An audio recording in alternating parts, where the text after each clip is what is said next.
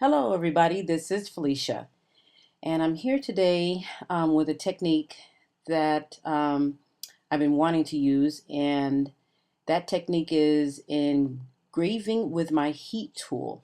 My heat tool is from Walnut Hollow. I purchased this back in 2009 from a hardware store, and it came with a variety of tips that you can use on it. Right now, I'm using the very pointy tip there, and I am writing or engraving my son's name in the wood veneer with the year that he graduated. I've been trying to use this tool for a while now, and I figured out while watching a tutorial there on Studio Calico, and I said, oh, yes, I could do that. So I decided to use it. And once I finish with that, I erase the pencil marks there, and because I had to write it first before I used the tool, so that way I made sure I did the right job. Getting all the excess off with my boar brush there, boar bristle brush. And what I decided to do with the leftover pattern paper from this is to use it. I'm going to use the whole thing as a background. Yes, ladies, I am. I wasn't sure what I wanted to do with that leftover piece because I've already cut so many word phrases from it. So I decided I would use it as a background. And yes, it's pretty busy.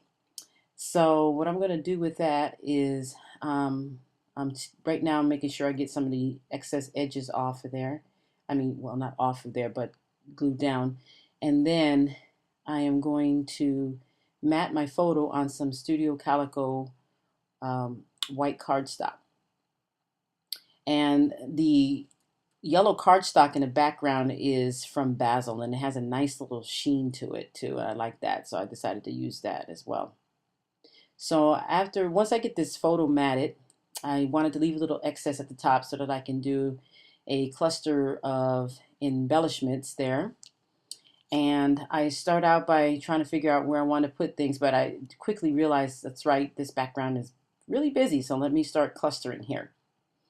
So that tag is from my stash. I don't remember where it's from, but I'm going to remove the string because the string just blends in with the background there. And then I figured I need something else, so I'm going to take another piece of pattern paper from the Copper Mountain kit, and I am going to make a tag out of some of it to put in the background so that one other tag doesn't look lonely or looks kind of plain. So that helps bring out a little bit more interest and contrast there at the top. So I'm sticking that in there. And there's a few other things that I'm going to put, and that is a wood veneer that says hooray, and that is from a previous Studio Calico kit. I'm not sure which one, but that's where that's from. And that circle with the enamel dot, the green enamel dot on it, is also from a previous Studio Calico kit. I'm trying to figure out if I want that underneath the banner or not. I quickly realized I don't. So now I'm going to mount that and make it more dimensional with some 3D foam squares. And my favorite 3D foam squares, I just love to use it. And these are from 3L. And I like those because you can cut them and it's easy to do. And before I put that down, I decided I wanted to go ahead and glue down that wood veneer. And I'm going to 3D mount the other wood veneer that says hooray. And I cut some strips there for the thinner part of the wood veneer to put down there.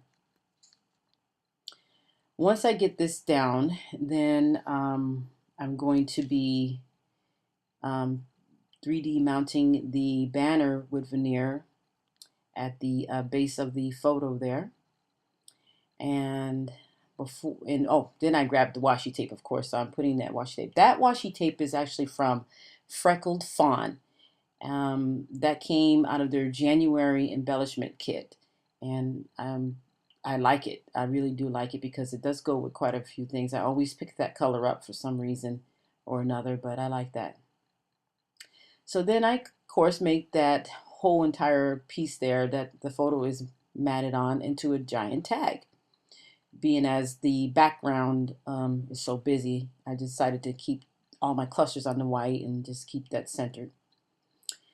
So now that I've got the wood veneer mounted down there, I'm making sure the hooray is straight, and I'm checking everything out. I'm trying to think, is there something else? And yes.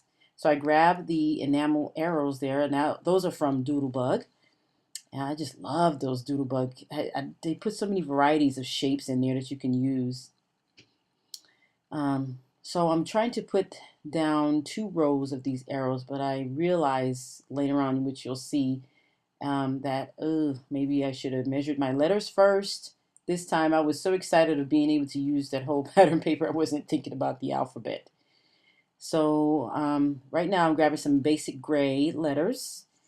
Those are wood green letters from basic gray, and I decided I put the my down in the smaller letters. And now I picked up some thickers, and that is from Menlo, I think it is. It's kind of like, it looks like it could be wood grain, but it's not really. But it does match the rest of the letters there. See, I realized, oh, so I'm going to remove those arrows. And I'm definitely going to use those arrows. I'm just trying to figure out how and where what I want to put them at. Right now I am mounting, I'm putting down the letters there from the American Crafts, the thickers there. And I figured out where I wanted to put those green arrows. So now those green arrows are there because I wanted 2 rows. I wanted it to keep kind of like be centered there.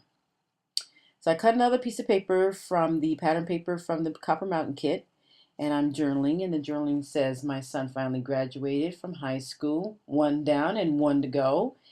Love Hakim so much, and congratulations. So at that time, when he graduated, I still had a sophomore in high school. Yeah, so that was a great time. We were all excited. So we took those photos ourselves of his cap and gown. So I think I figured out everything, and I think that's it. Well, I want to thank you guys for watching, and take care.